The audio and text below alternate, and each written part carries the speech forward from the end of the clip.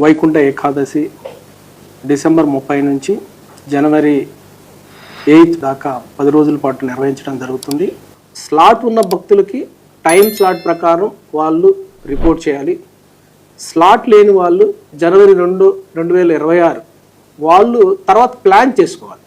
Plan చేసుకోవాలంటే TTD యొక్క website కానీ అలానే మిగతా ప్రచార మాధ్యమాల ద్వారా టీటీడీ అఫీషియల్గా ఇచ్చే ఇన్ఫర్మేషన్ బేస్ చేసి మనం ఖచ్చితంగా ఈరోజు ఇంతమంది వెయిట్ చేస్తున్నారు, ఇంత టైం పడుతుంది అని మన దగ్గర సమగ్రమైన సమాచారం ఉంటుంది. కాబట్టి ఆ సమాచారాన్ని ఎప్పటికప్పుడే రిలీజ్ చేయటం వలన ఆ సమాచారాన్ని ఆధారంగా చేసుకొని వాళ్ళు దర్శనానికి ప్లాన్ చేసుకోవాలి. అలానే కానీ చూడకుండా వచ్చి ఇక్కడ ఇబ్బంది పడటం అనేది వాళ్ళకి మంచిది కాదు. అలానే టీటీడీ మీద కూడా చాలా బర్డన్గా ఉంటుందని ఈ సందర్భంగా తెలియజేస్తాను. మీ అందరికీ తెలుసు, కొన్ని వందల వేల సంవత్సరాల క్రితం కన్స్ట్రక్షన్ చేసిన టెంపుల్ గంటకి ఇంతమంది దర్శనం మాత్రమే చేయించగలం.